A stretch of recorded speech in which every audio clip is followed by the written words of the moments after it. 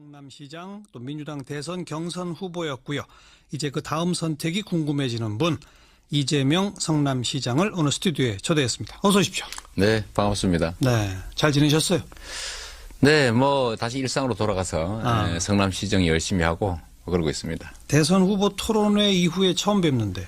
그렇군요. 예. 네, 이 방이 또 그 방이라서 맞습니다. 감회가 새롭습니다. 네. 네. 경선 후 일단 뭐 혹시 없어요? 뭐 경선 과정 자체도 뭐 나름 격렬했고 또 경선 후는 뭐 저는 경선에 참여한 또 하나의 멤버니까 또 경선에 이긴 사람 열심히 또 지원해야 되고 해서 네. 하지만 또 시장으로서 한계가 있으니까. 그렇죠. 그래서 1단계로는 뭐 그냥 뭐 저희가 특별한 역할 없이 경선에 이긴 문재인 후보가 안정적으로 이기면 좋겠다 이렇게 생각했고요. 근데 그 저희가 경선이 끝나고 나니까 예. 갑자기 지지율 격차가 확 줄어들어서 한때 그런 양강 구도가 된 적이 있었죠. 네, 그래서 당 원로들이 또 뭐 저를 불러서 저녁 같이 하면서 좀 최후에 데뷔를 해야 되지 않냐. 뭐예요, 그게? 사퇴하고 지원해야 되는 거 아니냐. 그걸 준비해야 되는 거 아니냐고 해서. 시장직 내놓고. 네네. 뭐 저는 뭐 필요하면 그거 당연히 해야 된다 이렇게 생각했고요. 그러고 나서 또 며칠 이렇게 지나면서 계속 벌어져서 저희 가족 회의 다 끝내고 사퇴하기로 결정하고 그 사퇴해서 써놓고 또 뭐 문 후보 측하고 또 뭐 나름 얘기도 좀 해서 예. 필요하면 언제든지 불러라 했는데 다행히 사퇴를 안 해도 되게 됐죠. 예. 그러고 난 양강 구도가 잠깐 좀 한 일주일 정도 며칠 유지되다가 다시 또 벌어졌죠. 격차가 났어요. 네. 그래서 이제 저는 사퇴할 필요가 없어져서 나름 한 1년 동안은 또 먹고 살긴 하겠구나 이렇게 생각했고. 양강 구도가 한 일주일만 더 갔으면 지금 시장이 아니시겠... 며칠 사이만 더 유지됐으면 그러네요. 사퇴했겠죠. 근데 다행히 좀 빨리 정립되는 바람에 제 아내가 대타로 지원하는 것 정도로 끝냈습니다만 뭐 안 보이는 속에 상당히 큰 변화들이 준비되고 있긴 했었죠. 그랬군요. 네. 사퇴서를 이미 써놓으셨었군요. 네, 뭐 내부적으로는 이미 결정하고 또 어쨌든 핵심 간부들이나 참모들은 또 알아야 되니까 사퇴 준비를 했죠. 네. 방금 그 부인께서는 그러면 좀 많이 도왔나요? 김정순 여사 그분하고 선거운동 많이 다녔죠. 네. 왜냐하면 이제 자치단체장은 선거에 개입하면 안 되니까 일부에서는 뭐 경선 후유증 뭐 이런 얘기 계속 하고 하니까 우리가 한 팀이다. 라는 걸 보여주기 위해서 제가 할 길은 없으니까. 네. 그래서 뭐 안 지사 같은 경우는 아들이 지원 다니고 저는 주로 아내가 많이 다녔죠. 네. 처음에 어떻게 잘 지내셨어요? 그러니까 뭐 일상으로 돌아가서 하셨는데 일상으로만 돌아가신 건 아닌 것 같더라고요. 최근에 보니까 무슨 예능 프로그램에도 나오시던데. 그러게요. 거기 부인하고도 같이 나오셔서. 네. 매일 아침 뽀뽀하신다는데 맞아요? 아니 그거요. 당연한 거 아닌가요? 뭐 그 왜 제 눈을 똑바로 보시면서 당연한 거 아닌가라고 하시나요? 안 하시나 싶어서. 그런 프로에 왜 나가셨어요? 사실 이제 경선 도중에 그런 제안이 있었는데 경선 중에 그런 제안을 했다는 건 뭐 그때도 말씀드렸습니다만 저 사람 떨어질 거다 하고 한 거 아니겠어요? 설마 청와대에 와서 그 하자는 뜻은 아니었을 테니까. 근데 뭐 살짝 좀 기분 나쁘다기보다는 좀 그렇다라고 했는데 이제 끝나고 나니까 계속 얘기를 했는데 나름 의미가 있어 보였어요. 하나는 국민들이 정치인들을 볼 때 우리와 다른 존재다라고 생각하는 경향이 있고 또 정치인들도 특별한 존재라고 생각하는 경우가 많습니다. 네. 근데 민주주의 일반 논리에 의하면 그냥 월급 받는 대리인에 불과하고요. 그렇죠. 낮은 자세로 섬겨야지. 그것도 임시직입니다. 그렇습니다. 4년 뭐 임시 계약직에 불과하죠. 정치인은 특별한 존재가 아니라 대리인에 불과하다라는 점을 끊임없이 증명하려고 노력했는데 그런 측면에 좀 도움이 될 것 같았고요. 하나 이기적 판단을 하나 한다면 뭐예요? 제가 매우 거칠어 보이지 않습니까? 말이 좀 세니까. 적폐청산 역할 자체가 또 공격수였으니까 맨날 저렇게 찌르고 다니는가 보다 이렇게 생각해서 부드러운 진짜, 면도 있다. 진짜 저도 인간이다. 네, 네. 그냥 뭐 평범한 인간임을 좀 보여주고 싶었죠. 좋은 기회다 생각됐습니다. 참모나 가족들은 되게 반대했어요. 왜요? 위험하다고. 왜요? 이 리얼리티 프로그램은 조금만 뭘 잘못해도 예를 들면 뭐 집안에 보니까 외제 뭐가 있더라 뭐 이런 거. 네. 근데 저는 까딱 실수라도 까딱 실수하면 이제 치명적인 피해를 입을 수가 있다고 해서 대개는 안 하는 게 좋겠다고 했는데 제가 원래 다 이렇게 다 내놓고 사는 사람이라서 뭐 괜찮겠다 이렇게 판단했는데 한 2번 방송했는데 괜찮은 것 같아요. 아직까지는. 그래요. 뭐 벽을 허무는다는 의미에서 네. 정치인들의 예능 프로그램 출연도 뭐 저도 좀 네. 많아질수록 괜찮겠다 네. 이런 생각이 듭니다. 고맙습니다. 어떻게 지내셨는지 얘기 잠깐 나눴고 네. 본격적으로 문재인 대통령 이제 2달 네. 조금 넘었습니다. 잘 하고 있습니까? 뭐 아직까지는 기대 이상으로 잘하시는 것 같아요. 기대 이상. 네. 문제는 다음이죠. 아직 출발을 못했으니까요. 이제 진용을 갖추고 이제 정책 정리했고 이제 실행을 하는 단계가 되면 그때부터 이제 국민들은 기대가 아니라 평가를 시작할 텐데 네네. 아직은 기대를 하는 단계라서 뭐 뭘 한 게 없지 않습니까, 솔직히. 뭐 국정교과서 중단한다든지 뭐 위안부 재협의 뭐 이런 거 선언한다든지 뭐 성과연봉제 이런 거 좀 못하게 만들고 이런 것들은 잘 하시는 것 같고요. 특히 이제 원전 제로화 정책을 실행하는 거 이런 것들은 대단한 용기와 결단이 필요한데 뭐 잘하고 있는 것 같습니다. 지금은 뭐 잘못하기도 좀 어려운 시점 아닙니까? 대통령 당선돼서 겨우 2달 지났는데 네. 이제 겨우 뭐 과거 경험으로 치면 인수위 운영하고 있을 정도 그렇죠. 타임이라 아직은 뭐 평가하긴 이르죠. 근데 지금까지 보면 의지나 아니면 뭐 그 진용이나 뭐 충분히 괜찮다고. 인사에 대해서는 어떻게 평가하세요? 인사도 저는 과거에 역량 있는 사람들의 사소한 사적 그 행위들 뭐 이런 것들을 너무 지나치게 평가해서 역량 발휘할 기회를 뺐거나 또는 뭐 정부가 최초로 진용을 갖추는데 너무 지나치게 인사권자의 권한에 대해서 왈가왈부하는 거 좀 과하지 않으면 좋겠다는 생각하고요. 그래도 벌써 2분이 자진 사퇴했습니다. 네, 뭐 아깝죠. 뭐 그게 문재인 정부의 잘못이라고 하긴 좀 어렵지 않나 싶습니다. 지금 강요 많은 수의 강요를 임명하는데 뭐 검증 못한 책임을 얘기한다면 좀 그렇지만 뭐 그런 대로 좋은 사람들 잘 골라가고 있는 것 같습니다.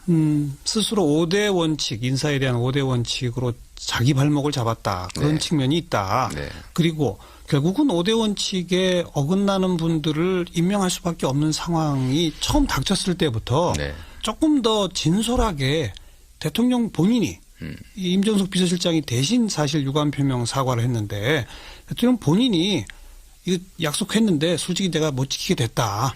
뭐 이렇게 했던 게 더 옳았던 거 아니냐는 의견도 있습니다. 어떻게 보세요? 그때 그런 말씀 잠깐 하셨던 걸로 제가 기억하는데요. 아니 명시적으로 본인께서 직접 유감 내지 사과까지는 없었습니다. 5대 원칙과 관련된. 네. 뭐 어쩔 수 없는 면이 있다 이런 말씀 하셨던 것 같고요. 근데 우리나라 사회에 수십 년 그 인생을 산 사람들 중에서 골라야 되는데 그 흠없는 사람, 예를 들면 우리가 뭐 성직자를 고르는 것도 아니고 해서 어려웠을 거다? 네, 어려웠을 겁니다. 뭐 골라놓으면 조금 뭐 흠이 있고. 예. 또 원래 설거지 많이 하는 사람은 그런 많이 깨거든요. 근데 원래 설거지 안 하는 사람은 깔끔하죠. 예. 내가 만약 경선에서 이겼으면 네. 대통령 당선됐을 것이고 내가 대통령이 됐다면 2달 사이 나는 요건 했을 텐데 요거가 왜 안 하지? 이런 건 혹시 없습니까? 저는 그런 건 없고요. 가끔씩은 놀랍다 이런 생각할 때가 많습니다. 오히려 놀랍다. 속도나 강도 측면에서 놀랍다 이런 생각을 할 때가 많이 있어요. 어느 대목에서 제일 놀라셨어요? 원전 정책 같은 거. 그거 쉽지 않거든요. 예. 네. 또 일본군 위안부 관련 합의 재협의 문제도 그 쉽게 말할 수 있는 게 아니죠. 그런 점들을 보면 놀랍다 이런 생각이 좀 그 정도에 놀라셨어요? 아니, 쉽지 않거든요. 경선 과정에 이 사이다 발언을 막 내놓으셨던 이재명 시장이 현실은 그렇게 만만한 게 아니니까요. 그런 것 하나요. 하나는 약간 전술적인 건데 그 인사 국면을 돌파할 때 그 상대 진영들에 대해서 예. 좀 낙관한 측면이 있어 보여요. 아. 원래 그 물소떼들이 악어가 득실되는 강을 건널 때 작전이 있거든요. 한꺼번에 건너가야 됩니다. 그렇죠. 예. 근데 한 마리씩 건너가면 다 피해도 있거든요. 근데 예, 두 명씩, 뭐 세 명씩 이렇게 소수를 계속 이렇게 순차적으로 내다 공격이 좀 집중된 면이 있고 네, 네. 또 그런 점이 선의로 믿고 했겠지만 좋아요. 조금 아쉽다. 야당들을 조금 얕잡아봤다 이렇게 표현하셨는데. 여짜봐보다는 너무 좀 믿었다. 믿었다. 네, 네. 아. 제가 보는 야당들하고 보통 정치계에서 보는 야당이 좀 다르더라고요. 저는 성남에서 예를 들면 규모는 적지만 어쨌든 지금도 현재 야대고 이제 그 문제를 보면서 성남시 의회는 선의로 자유한국당이 많죠. 그렇습니다. 예. 선의로 이 문제를 접근할 경우에는 해결이 안 되더라. 결론은. 예를 들면 정치에 대한 민주적 통제가 확실할 경우에는 괜찮은데 예를 들면 국민들이 그걸 지켜보고 국민적 상식이나 뭐 대의에 어긋나는 일을 하면 국민들이 지탄을 받아서 예를 들면 정치적 손실이 있는다는 그런 게 확실하면 예. 그렇게 하지 않는데 아무리 나쁜 짓을 해도 또 상식에 어긋나는 짓을 해도 별로 손해를 안 보는 그런 정치 풍토에서는 예를 들면 상식 밖의 행위를 자꾸 하게 되거든요. 지금 당장 손해볼 일이 없죠. 그렇습니다. 의석 그대로고. 그렇습니다. 선거 많이 남았고. 3년 남았고 오히려 자기들이 예를 들면 발목을 잡아서 잃는 것보다는 성과를 못 내게 만들어서 반사적으로 얻을 게 더 많다 이런 판단 아니겠습니까? 예. 그럴 경우라면 전략을 좀 달리해야죠. 어떻게 해야 합니까? 제가 이제 그 협치 내지는 야당과의 관계 잘하고 있느냐 이 질문을 던지려고 했는데. 물론 당연히 뭐 협치야 뭐 당연히 해야 되는 것이고요. 뭐 민주주의 사회에서 대화와 토론을 통해서 합의하고 하는 게 제일 좋고 안 되면 서로 양보하고 적절하게 타협하는 것이고 그다음 그래도 안 되는 경우에는 결국 국민들의 힘을 빌어서 돌파해야죠. 네. 명확한 과제들은 돌파할 필요가 좀 있다고 생각합니다. 여전히 저는 이제 야권이 숫자도 좀 많고 지금도 보면 과거 청산에 대해서 범죄 행위 또는 뭐 부패 또 적폐에 대해서 청산하는 작업 자체를 정치적 보복이라고 밀어붙이고 그렇죠. 저항하고 하는데 뭐 도둑이 그 도둑 잡으면 기분 나쁘겠죠, 그죠? 그러나 그걸 정치적 보복이라고 하는 건 옳지 않죠. 원래 법이란 우리가 지키기로 약속하고 만든 것인데 당연히 지켜야 되는 것이고 어긴 데에 대해서 책임져야 되는 게 그건 민주주의 ABC 아니겠습니까? 네, 그런 문제들에 대해서 좀 돌파해 나가는 게 좋겠다 생각합니다. 그런데 국민의힘의 지지에 바탕을 둬서 돌파한다. 네. 방산비리 수사 같은 거 착수한다. 네. 또 국정농단 기소 유지에 도움되도록 추가 자료가 나오면 또 바로바로 한다. 이건 대통령이 권한으로 할 수 있습니다. 네. 그런데 야당이 그 의석을 가지고 법 통과를 막으면 추경 처리를 막으면 그거는 국민힘으로 어떻게 돌파해요? 그래서 저는 이제 이 소위 과거 청산이나 또 새로운 과제들을 우리가 해결해 나갈 때 국회의 동의 없이 할 수 있는 일들을 최대한 많이 발굴할 필요가 있다고 생각하죠. 저는 뭐 경선 과정에서도 그런 말씀 많이 드렸습니다만은 예를 들면 이런 것들 있을 수 있습니다. 노동시간 단축이 우리 사회에 매우 중요한 과제인데 지금 노동시간 단축을 법으로 만들기 너무 어렵거든요. 네. 동의가 될 리가 없지 않습니까? 그럼 기존에 있는 법 체계 내에서 정부의 소위 행정 재량권을 최대한 발휘하는 거죠. 철저하게 초과근로 단속하고 초과근로 수당을 엉터리로 예를 들면 적게 지급하는 게 대체적으로 현장의 그렇죠. 반응인데 그 철저하게 관리하고 엄벌하고 이러면 노동시간들은 현행 법제에서도 40시간만 제대로 지켜지고 또 예를 들면 40시간을 초과하는 부분에 대해서 철저하게 50% 가산임금이 진짜로 지급되면 누가 40시간 추가 근로를 시키겠습니까? 신규 고용하겠죠. 그렇죠. 근데 그런 방향으로 좀 방향을 잡는 게 좋겠다 생각이 들고 또 행정입법 재량이 예를 들면 상당히 광범해요. 시행령으로 할 수 있는 일들. 맞습니다. 왜냐하면 박근혜 대통령은 나쁜 쪽으로 그걸 남용했죠. 예를 들면 국민의 권리 또는 뭐 대의에 반하는 걸 막 시행령으로 만들어 시행했지만 국민의 뜻에 부합하는 방향으로 국민의 권리와 알겠습니다. 이익을 넓히는 예. 방향으로 만드는 건 얼마든지 할 수 있죠. 국정교과서 같은 거 중단하는 것이 바로 그런 거죠. 결단하면 되는 거고요. 근데 바로 이제 그런 조치들이 집권 초반에 몇 개 되니까 야당에서는 무슨 시행령 정치냐 네. 이러면서도 비판을 했는데 비판 있더라도 그건 국민의 힘을 가지고 돌파한다. 나쁜 일이 아니니까요. 예를 들면 법이라고 하는 것이 법 자체를 위해서 있는 게 아니라 결국은 이제 국민을 위한 정치 행정의 기준을 만든 거니까 예. 국민을 위해서 국가에 도움이 되는 방향이라면 많이 하는 게 맞지요. 그 수단과 목적을 명확하게 해야 됩니다. 네. 자, 그런 돌파를 해내고 국민 지도가 더 올라가고 그럼 야당도 결국 법 처리 과정에서도 협조할 수밖에 없겠죠. 그렇습니다. 저는 잠시의 저항 때문에 생기는 혼란을 감수해야 된다고 생각하죠. 지금 국민들은 지금은 계획을 보고 기대를 하면서 소위 국민 지지도가 높지만 일정 시간이 지나면 이제 실적을 요구하게 됩니다. 아까 말씀하신 것처럼 평가 단계에 간다. 평가 단계 가죠. 예. 예를 들어 내 삶이 좋아졌느냐, 예. 이 사회가 진짜로 바뀌었느냐. 예. 근데 그때는 실질적으로 저항하는 사람들, 저항하는 세력들을 넘어야 되는데 그 저항이 만만치 않습니다. 않죠. 아까 언급하신 원전 부분도 그렇고요. 또 며칠 전 정리된 최저임금도 그렇고요. 네. 정해지자마자 이제 야당에서 또 네. 일부 언론에서 아주 대대적인 공격을 이미 하고 있거든요. 네. 근데 그런 것을 두려워하면 안 되죠.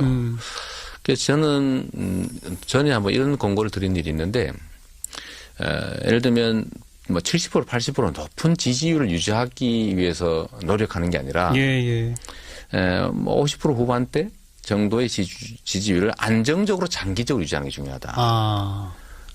근데 그건 뭘 의미하냐면 반대와 저항을 일부 감수해야 된다. 알겠습니다. 할 일을 꼭 해라. 네.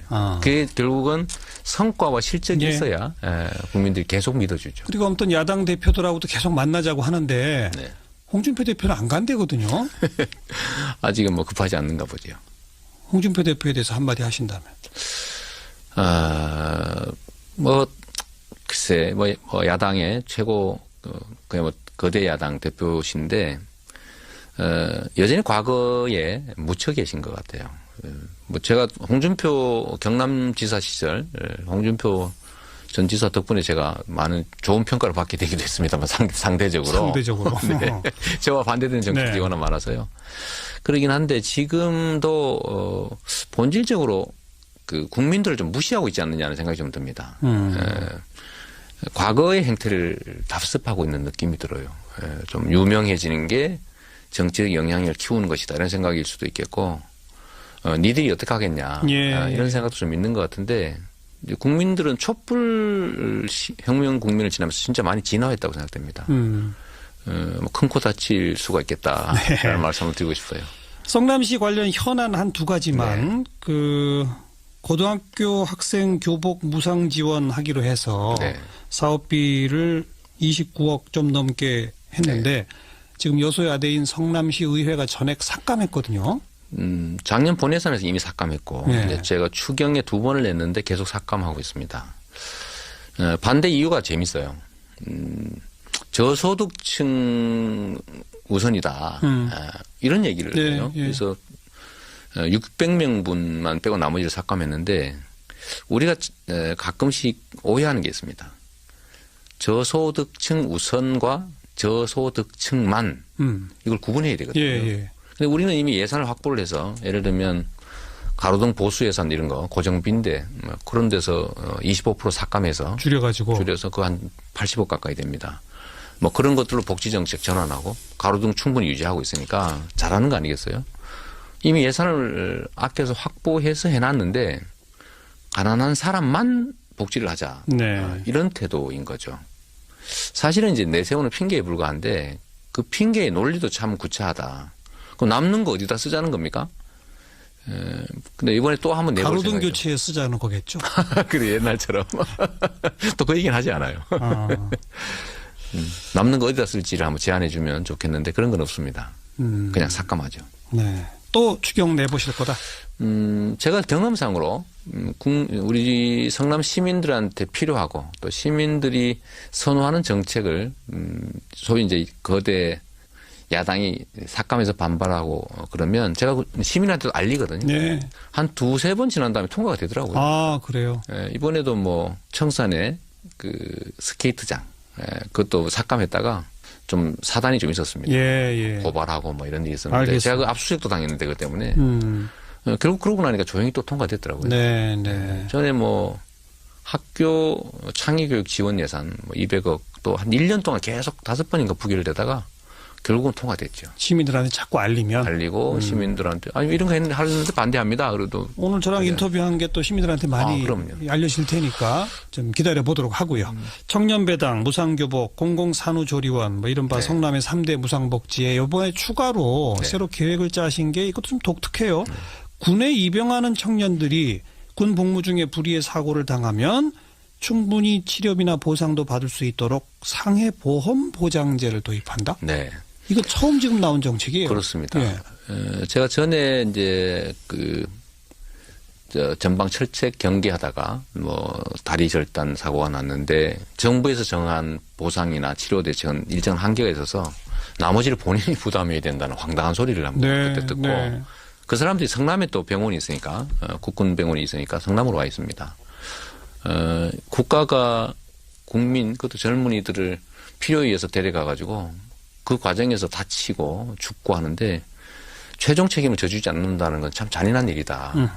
그래서 우리 성남시라도 최종 보장을 좀 해주자라는 차원에서 저희가 보험제도를 한번 도입해 보기로 했습니다. 그러니까 군에 입영하는 순간부터 제대할 때까지 보험이 적용되는 거고 그렇습니다. 보험료를 시가 시에서 내주는 거죠. 거고 보험회사랑 얘기가 됐습니까? 네, 뭐 그런 보험이 있습니다. 그래요. 저희가 자전거 보험도 하고 있거든요. 예. 자전거는 개별 보험을 안 들어줍니다.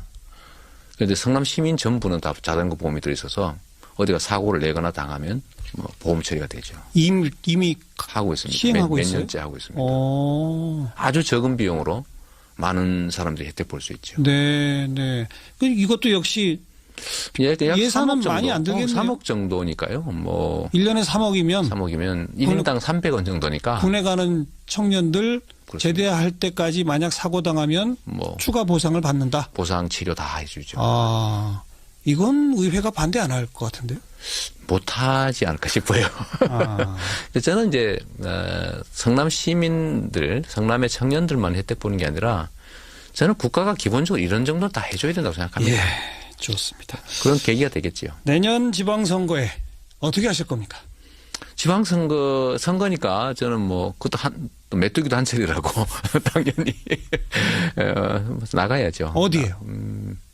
그건 고민 중이고요. 내부적인 결정은 대체적으로 해가고 있긴 한데 아직 공개적으로 이런 얘기를 하기는 좀 이른 것 같아요. 아직도 임기가 1년이나 남았고 저 이재명 시장이 재산은 관심이 없고 제법만 관심이 있나 이런 얘기 할 수가 있어서 성남시장 3선 도전이냐, 경기도지사 도전이냐, 서울시장 도전이냐 셋 중에 어디입니까? 그 중에 하나가 될 텐데요. 저는 뭐 제가 하고 싶은 일은 있긴 합니다. 뭐예요? 그런 얘기 하기 좀 어려워요. 그런데 저는 정치인이니까 지금까지 살아왔던 것처럼 제가 하고 싶은 일보다는 우리 사회가 필요로 하는 일, 해야 되는 일을 하려고 하죠. 요구되는 일. 알겠습니다. 네. 박원순 시장이 3선 도전하면 서울시는 나 안 나간다. 맞죠, 그건? 그런 최종의 경우, 그 경우의 수를 물어봐서 그 경우는 안 하는 게 맞는 것 같다는 얘기를 했죠. 그건 사실이고요. 어떤 역할이든지 다른 좋은 사람들이 잘할 수 있으면 뭘 굳이 그럴 필요가 있겠냐 이런 생각이고요. 제 역할이 어디가 더 합당한지라는 측면에서 언제쯤 발표하실 겁니까? 제가 9월은 얘기했습니다. 9월 정도는